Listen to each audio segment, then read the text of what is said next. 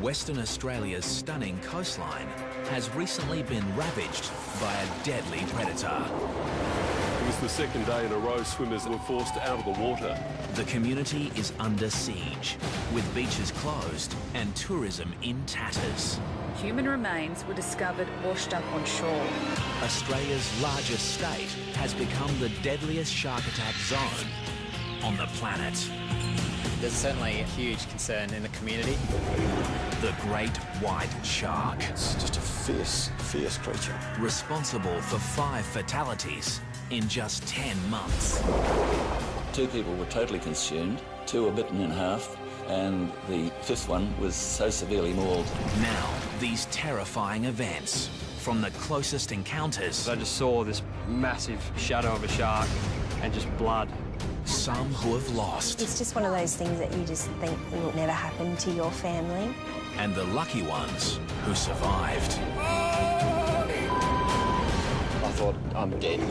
We explore why this terrifying phenomenon is happening. Clearly something has changed. So little is known about sharks, and that's the problem. That's a massive shark. And for the first time... We need to coexist with sharks. The unique shark investigation team reveals extraordinary shark attack technology. We should have a product for the market pretty soon. Which will change the way we enter the water forever. This is Australia's deadliest shark coast.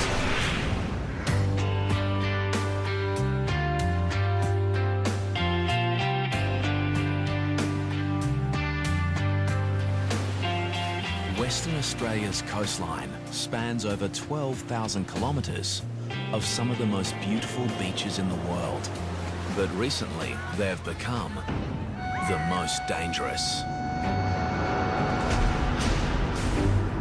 Western Australia had a charm period between 1925, when there was an attack at Cottesloe, and 2000, when Ken Crew was taken at North Cottesloe. That's a period of 75 years in the metropolitan area. But attacks have escalated in recent years. We've had 10 since 2005, and we've had 5 in less than 12 months. This unprecedented spate of fatal shark attacks has triggered a wave of fear amongst the West Australian community. The impact has a profound effect on the lives of many, especially those unlucky enough to witness these horrific events. I'll just pull the car up there and drop it in just there.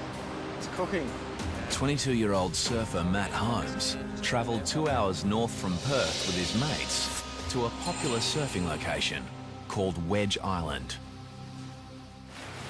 Yeah, we were just so excited to run around throwing the ski in as quick as we could to get out there. Together, they'd had years of experience surfing the West Australian coast. But there was nothing that could prepare these 3 young men for what was about to happen. It just looked so safe out in that water. Just felt like a perfect day. Using his jet ski, Matt began towing his friend out to the breakers, where they could take turns surfing the waves. We'd been in the water for, I reckon, an hour and a half. We were just towing up to 2 blokes that were probably 100 metres away, and I signalled to Nathan to turn around. I looked back forward and just saw some guy just get attacked by a shark. Matt watched in horror as the 5-metre great white shark moved through the waves like a torpedo. It sort of hit him and then drove him into the water. Just water going everywhere. And within 5 to 10 seconds, the thrashing just turned all red. And there was blood. Matt quickly took his friend into shore. The guy's mate, he was just screaming at me. My mate's out the back. And I just remember holding the jet ski just flat out. I was just flying through the waves. And as I got close to the guy, a set came and I just hit the set flat out and I was just airborne. And when I was airborne, I looked over and I just saw this massive shadow of a shark and just blood. I just wanted to get him out of the water. I was so focused on getting him, I was leaning down off the side and the ski was rolling, and I heard like a thrash of a tail, and I turned behind me and the shark was behind the ski that just followed me around. I felt it nudge the ski and I just thought, oh, I'm going to roll over here. The great white then began to exhibit the behaviour of a top-order predator.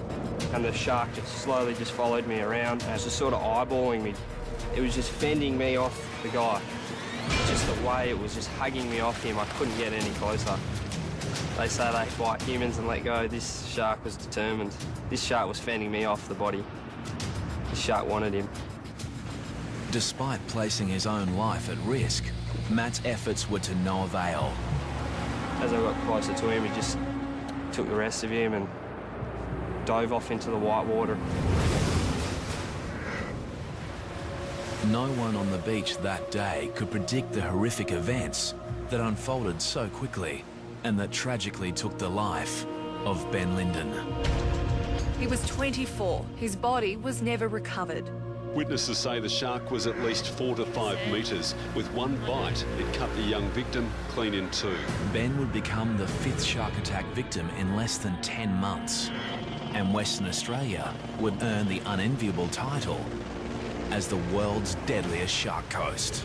Several beaches were closed yesterday. It was the second day in a row swimmers were forced out of the water. There's no doubt attacks are up.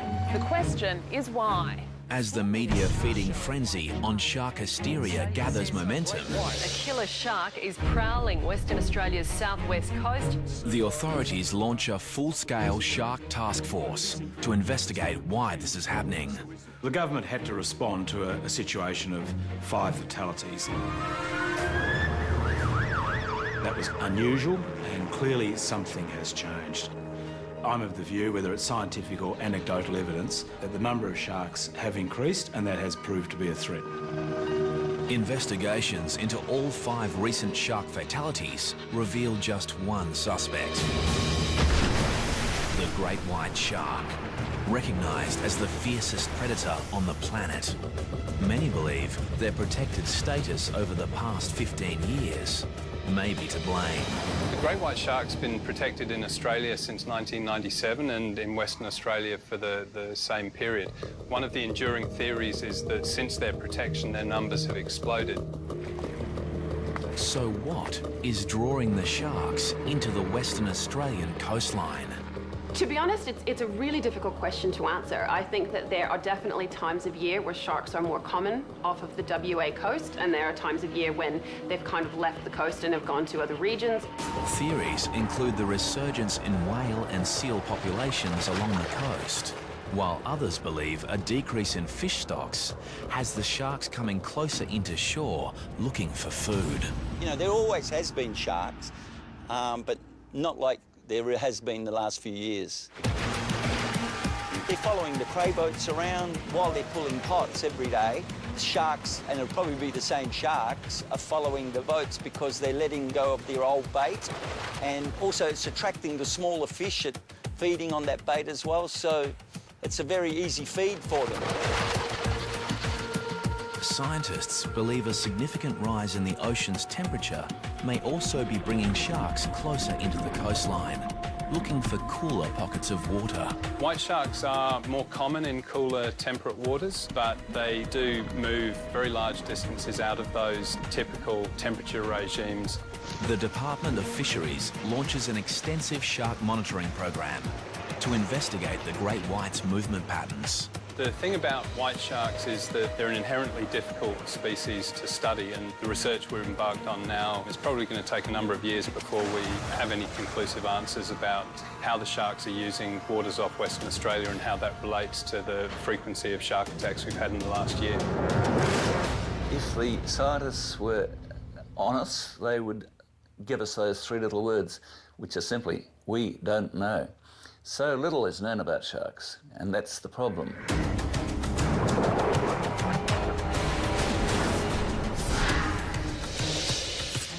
While the quest for answers continues, the world's attention turns on Western Australia's south coast. Peter Kerman was moored while diving, but the 33-year-old couldn't be saved.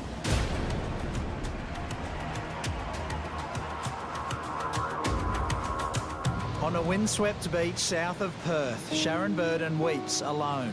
This is where her son Kyle was taken by a killer shark. In the coastal town of Busselton, the impact from shark attacks has seen an 80% drop in bookings at the local dive shop. Even though there has been a lot of attacks in a short time, we've still been trying as hard as possible to continue business as usual.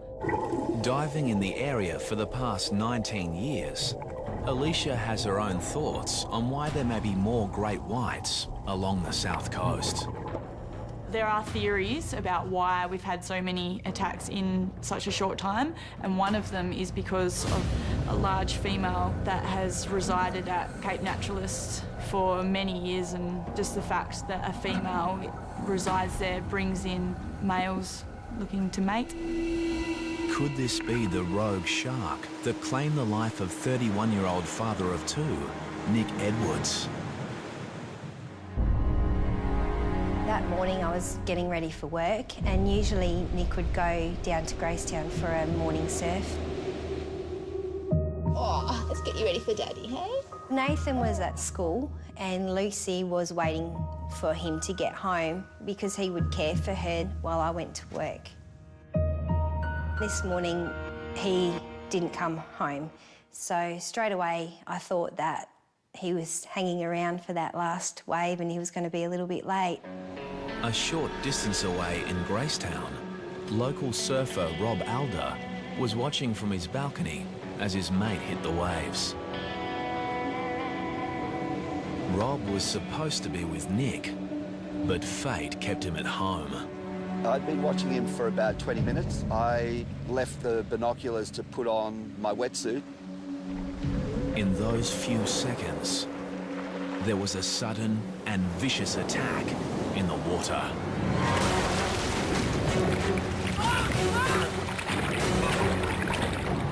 I came back to the binoculars and saw just a half a board bobbing around, and I thought maybe he'd had a heavy wipeout and possibly broken his board, which is not uncommon here, and that he'd surfaced. But I let a couple of waves roll through and he didn't come up.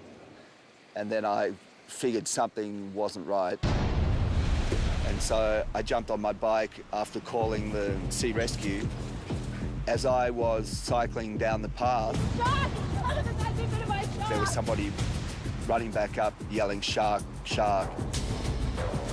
When I arrived down here on the point, my friend Craig was already in the water up to his waist.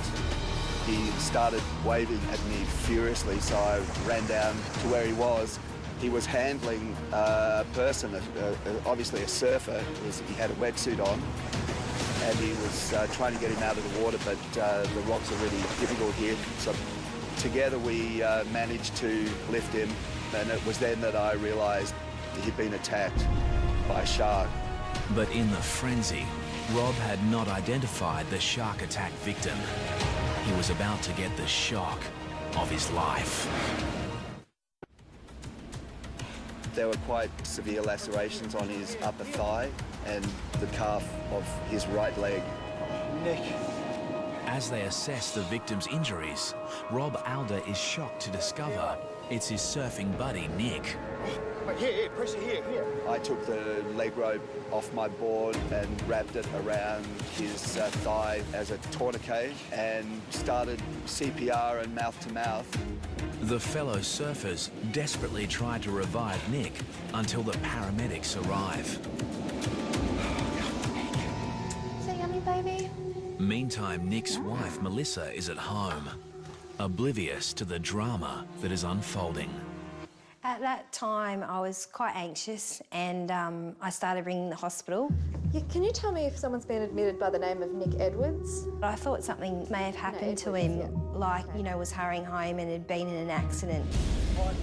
Around 20 minutes after he'd been dragged unconscious from the water, Nick Edwards was rushed by paramedics to Margaret River District Hospital.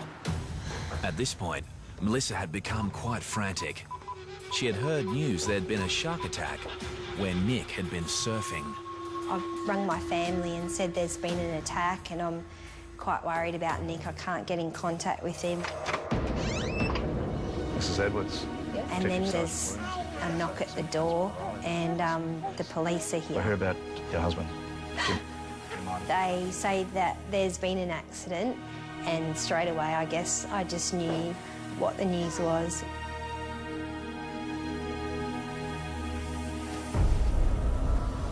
The victim was dragged from the water unconscious. He died on the way to hospital.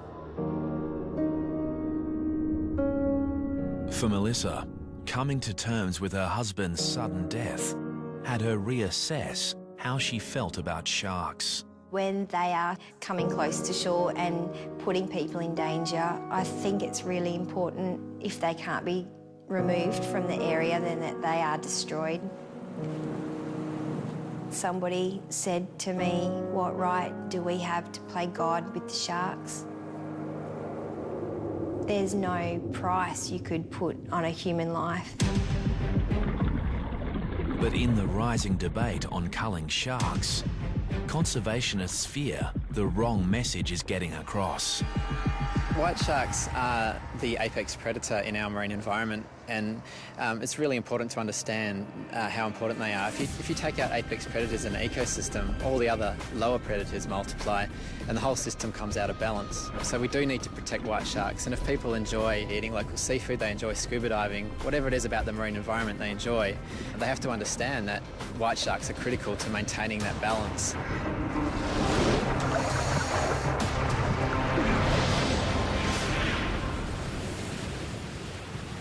In Perth, daily shark sightings forced the closure of many popular swimming beaches. But despite the increased shark threat, there are still a few brave souls who aren't afraid to venture into the water. I'd like to welcome everyone aboard Blue Destiny. My name's Mark, I'm the skipper. Today, divers are heading to the northern tip of Rottnest Island, a popular tourist island just off the coast of Perth. Do you want to see a shark? Hope so. With some trepidation, they're about to dive the exact same location, which only 12 months ago was the scene of a horrific shark attack.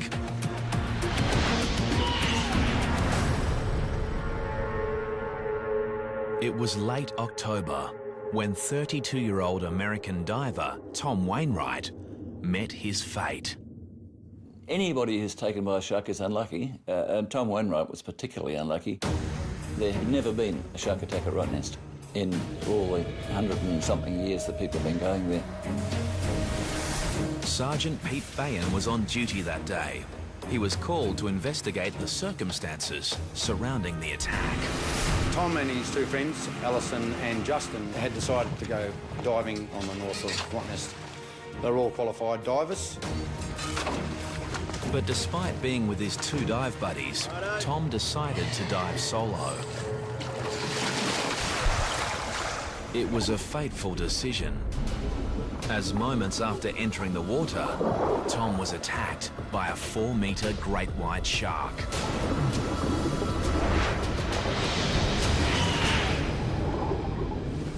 Justin and Alison noticed a disturbance on the surface where a huge amount of bubbles came to the top.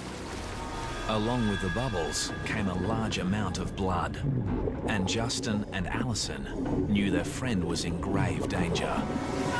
They've gone over to where Tom is and they managed to pull him on board. They saw that he'd received a massive injury to his left side. His left arm was missing and there seemed to be a circular bite from the top of the shoulder, which had gone around through to the centre of his chest and out to through to his left hip. So it was like a half-moon shape that had gone. It was a brutal, savage bite. Shark hunting patrols are resuming this morning for the great white that's believed to be responsible. Tom Wainwright would become the second shark fatality in less than 2 weeks, following the disappearance of a swimmer at the beach suburb of Cottesloe. After 2 days of searching, the only trace of Bryn Martin are his speedos, triggering speculation that a rogue shark may be responsible. And for shark author Hugh Edwards, it's a theory that should not be ruled out. It is not unlikely that you've got one shark that is either old and finding natural prey difficult to catch, or has found how easy human beings are to catch. The problem is it's very hard to collect direct evidence of what shark's been involved in an attack. But based on all the circumstantial evidence, such as the size of the shark, the locations, the periods between shark attacks, there's not a very strong case that the same shark has been involved in all of our attacks over here. Serial offender or not, the Western Australian government moves to allow the killing of any shark that poses an imminent threat. If a shark is staying around a popular tourist beach area and staying within that vicinity, it's got to feed. That's the harsh reality, so there is a threat there. I take a view that we have a responsibility to protect people using the beach, particularly families and young children. So this deadly hunter has now become the hunted. The baited hooks were set up in a capture and kill operation, the first of its kind in WA. One of the big problems is actually even establishing what an imminent threat is. If a shark is seen and has been spotted and people have been removed from the water, then there really isn't an imminent threat anymore. So it seems to be quite an impractical policy, but the impact it's having on people is actually to increase the fear that we're trying to remove without really making people safer. As an alternative to killing sharks, the government assembles a special team of shark experts at the University of Western Australia to investigate how to make people feel safer in the water. We've got the 2 white shark brains here. Professor Sean Collin, a world leader in shark sensory biology, leads a team of specialists who have spent many years attempting to understand shark behaviour. The great white shark is one of the largest predators in the world of the cartilaginous fishes family. It's been around over 400 million years and has developed a whole battery of sensors that makes an exquisitely tuned predator. The team's research into shark sensory systems has led to the development of new shark deterrents, which the team is now preparing to test in the field. For the first time, they are packing up their entire laboratory and taking it into the domain of these deadly predators. This is a large undertaking, but I believe this is a wonderful opportunity to restore confidence of the public to re-enter our beautiful waters. As they embark on their 1,100-kilometre journey north, the team is hopeful that they'll get some results. Whenever you are developing something in a lab, however great it is, you need to go and test it with some real sharks because they're going to be the ones that tell us whether it works or not. Shark scientists from the University of Western Australia are about to test new shark deterrent technology in an effort to make people feel safer in the water. At a remote beach location, the Oceans team is about to trial an eco-alternative to the highly controversial shark nets that are used in some parts of the world. Netting on beaches has been used for many years to deter sharks, but there's a lot of evidence now to suggest that that is not effective and that, in fact, sharks and many other marine life are killed by these nets.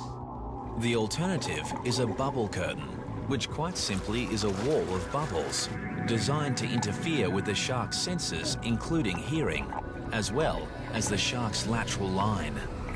Lateral line extends over the head and flank of all sharks and detects very minute water movement as the animal moves through the water. Research suggests that sharks will be frightened away by the interference caused by the bubbles. This theory is reinforced after a few days of testing in the field. Oh, and you can see it perfectly how he's well within the testing area. Sharks are recorded entering the bubble-free zone, while amazingly, no sharks venture into the bubble net area. We've taken something that was developed in the lab, we've shown we can actually test it in the field, so it's been an absolute success. The team is hopeful that one day bubble curtains will become an eco-alternative to shark nets around the world.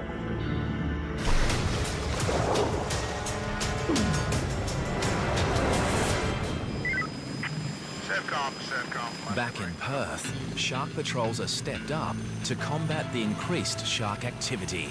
A massive 4-metre white pointer shark, half the length of the water police boat. Where's the nippers? Here, the rescue helicopter spots this deadly predator lurking frighteningly close to a group of children. Hundreds of teenagers were forced out of the water. They were competing in a surf lifesaving carnival when the monster was spotted. Meanwhile, off the WA coast, the Department of Fisheries Shark Monitoring Program uncovers some interesting information. We've monitored 16 sharks off the Perth coast now. All of them have done things very differently while they're here. Some sharks are simply passing through, spend very little time here. Other sharks are here over more extended periods. The monitoring program includes the use of new satellite receivers, enabling shark alerts to be posted on social media sites when tagged sharks swim into populated areas. Stay out until the flags go back up. The siren's just gone. But it's the untagged sharks which pose the biggest threat to beachgoers. And for that, it's up to the surf lifesavers. Surfcom, this is Sorrento Patrol. Volunteer surf lifesaver Bernie Williams knows firsthand how vulnerable we are in the ocean. A group of friends decided we'd like to get a scuba ticket. So that was probably 30 years ago, and I've enjoyed it ever since, till recently. A few years ago, Bernie was with these same friends, diving an ocean reef off the coast of Perth. We're just cruising along the reef. I heard a boat coming quite close to our boat where it'd been anchored. So while Brian and Jenny carried on the reef, I went up to the surface, checked, couldn't see a boat near our boat. So I then came back down. I couldn't immediately see my dive buddies, Jenny and Brian. Suddenly alone in the ocean depths, Bernie searches for his friends. And then, out of the blue comes his worst nightmare. A 4-metre great white shark on the attack. I just felt this sudden impact on my side, and I was pushed through the water. I saw a big black eyeball within about 5 centimetres of my face. My arm was in its mouth, and the alarm bells just went off in my head. Miraculously, Bernie managed to free his arm from the massive jaws and was able to make his way to the ocean floor to seek shelter. Then my arm really started hurting quite badly, and the water started getting a very polluted look to it, a very sheeny look to it, and I realised that I was bleeding quite badly. Things couldn't get much worse for Bernie until the great white continued to stalk its prey. The shark was just circling. I had my spear gun with me. To fend the shark off, I poked it in the nose as it rushed me. I think it knew that it had a meal there. I was tucked up against the reef watching the shark when I felt someone touch me on the shoulder, and it was the dive buddies. Literally, as soon as I felt the touch on my shoulder, the shark just turned around and it disappeared. But Bernie's ordeal wasn't over yet. That trip from the bottom to the surface had to be the most frightening trip you could ever think of, because the speed of these sharks, it could have quite easily attacked us and made mincemeat of us in the water. Finally, they reached the surface, and with the help of some nearby fishermen, all 3 divers make it to safety. Bernie realises it was a lucky escape. He attributes his survival to a portable shark repellent device. My belief is one of my dive buddies, Brian, was wearing a shark shield, and I think that probably deterred it because it just took off. The shark shield works by emitting an electrical current that theoretically deters sharks within a 3-metre radius of the device. Shark right at the surface. Big one. Right now, the shark shield is being tested by the Oceans team off the WA coastline. So we're just attaching the shark shield to the top of the rig here. The scientists have baited and set a number of stereo camera rigs, and all they have to do is wait. Recent testing using the shark shield on great whites showed the device had a clear effect on the animal's behaviour. But it also showed that the shark was not repelled in all situations. Essentially, if a long enough period of time was given, the sharks would eventually still take the bait while the device was active. And so, really, it's still a little inconclusive as to whether this device is really functioning as effectively as it could do. Yeah. And when the scientists review the footage from their own experiment... And he just goes out. On the nose Yeah, there. yeah, he's got it on the beak. The results reinforce the theory that the sharks get used to the device over a period of time. Yeah, he's now straight away coming back. Yeah. So really what we need to do is look at ideas on how we can actually change the electric field so that when those sharks come round again, they're not presented with the same original source, it's actually a different field. And so this would then continue to be an effective repellent over a long period of time.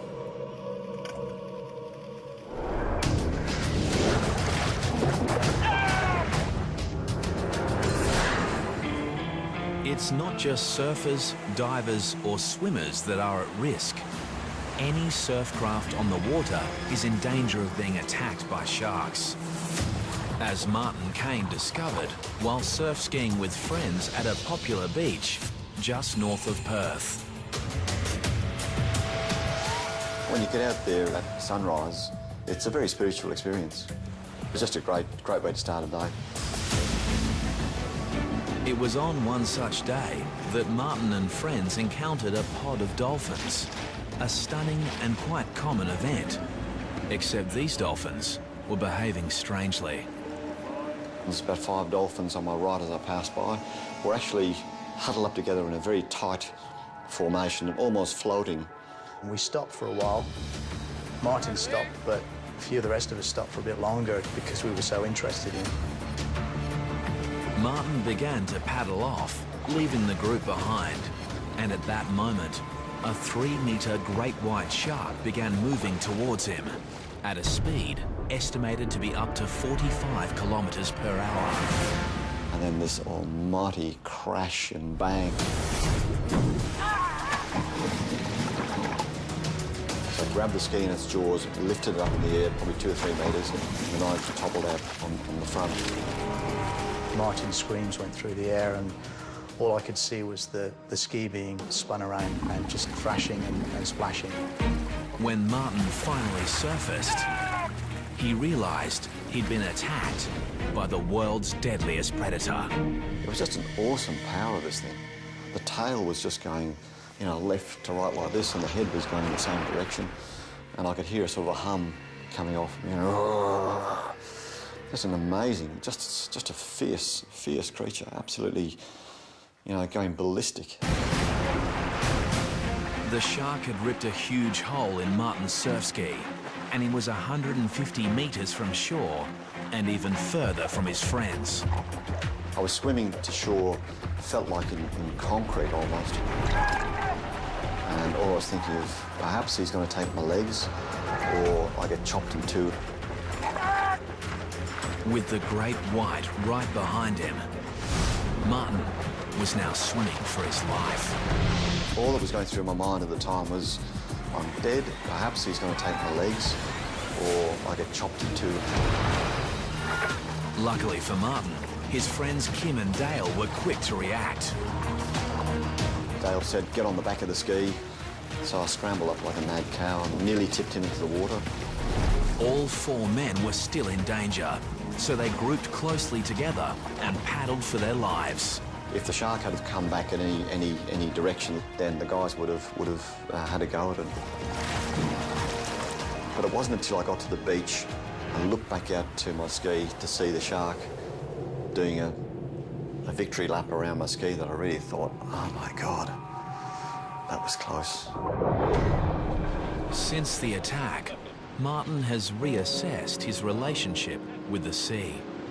It's changed the confident attitude that we used to have, you know, go out in the mornings, a bit of deep breathing, you know, fresh air, dolphins, to the sharks out there, you know.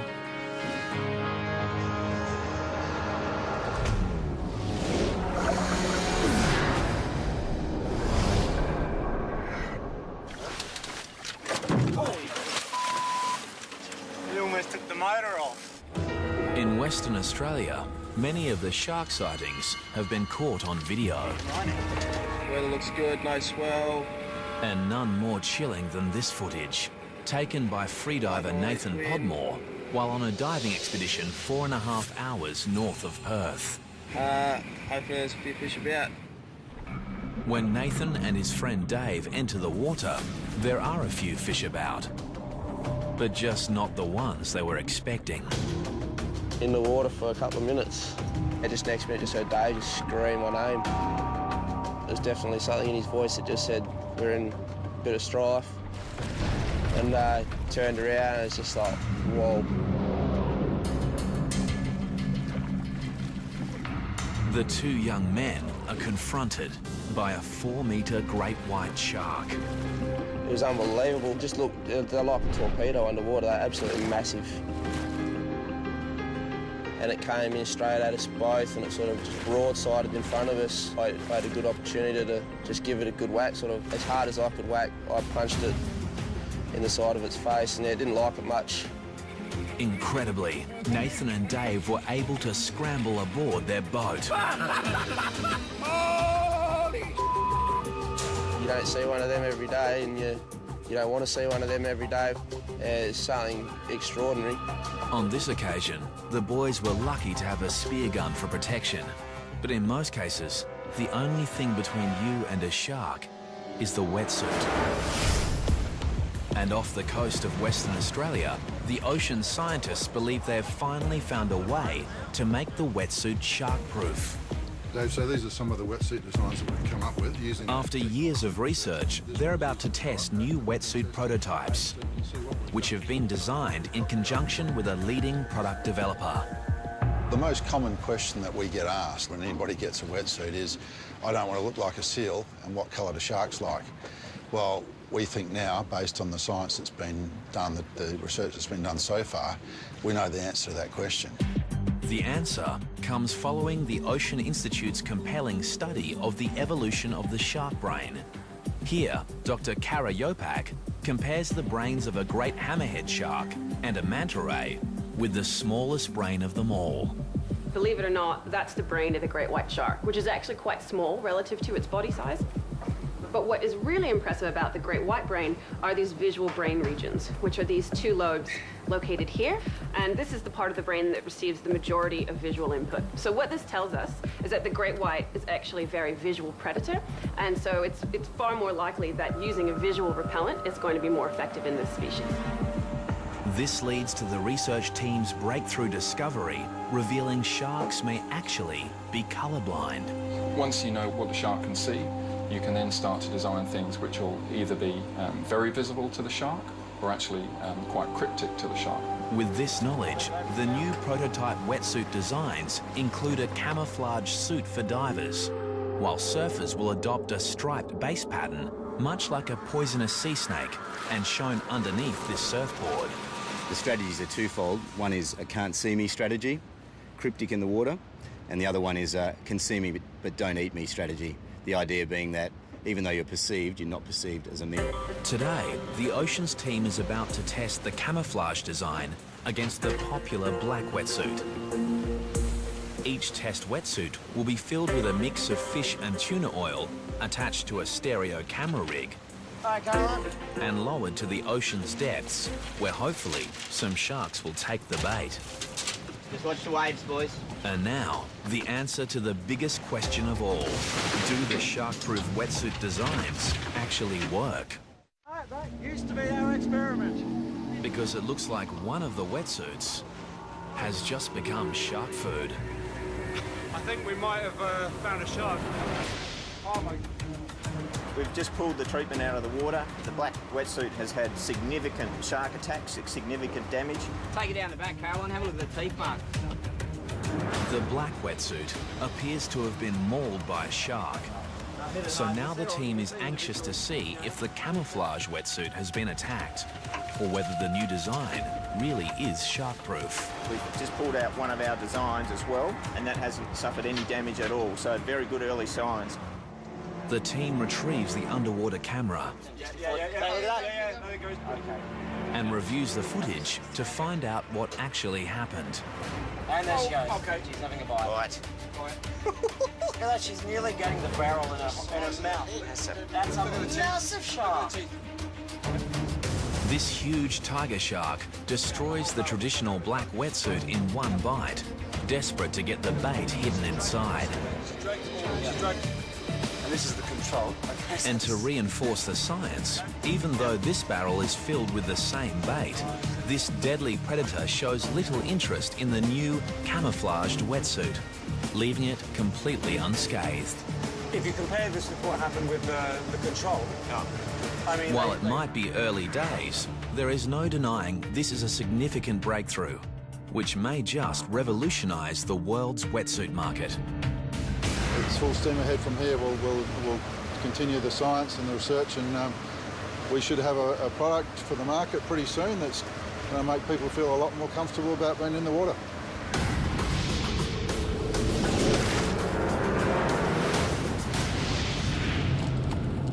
Any encounter with a great white shark is going to leave its mark. It's down there, right?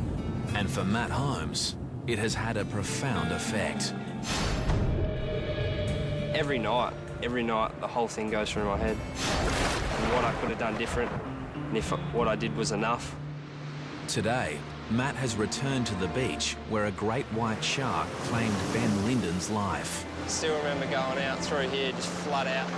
But he can only watch on as his friend takes their beloved jet ski out for a spin. I struggle to go out on the boat for a fish nowadays. I just feel like it's all going to happen in front of me again. Just never thought it would happen, but unfortunately in WA it's happening all the time.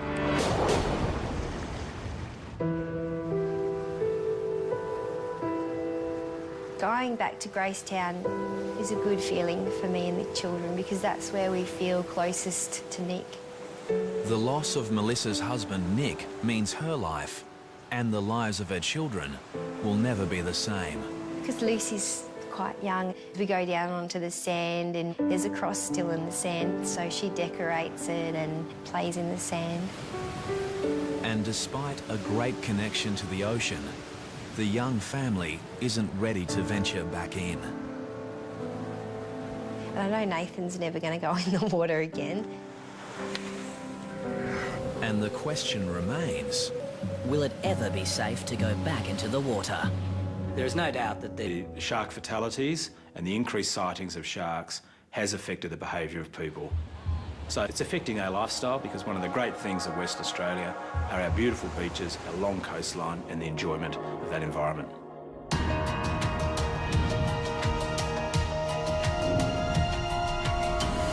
Despite the great white shark being the apex predator of the world's oceans, that's a massive shark. And all the scientific minds and money behind the research, these formidable animals remain an enigma. But shark scientists believe that is all about to change. It's my hope that we can very soon understand more about the shark and the environment in which it lives. We need to coexist with sharks. Their presence within our ecosystems is vital.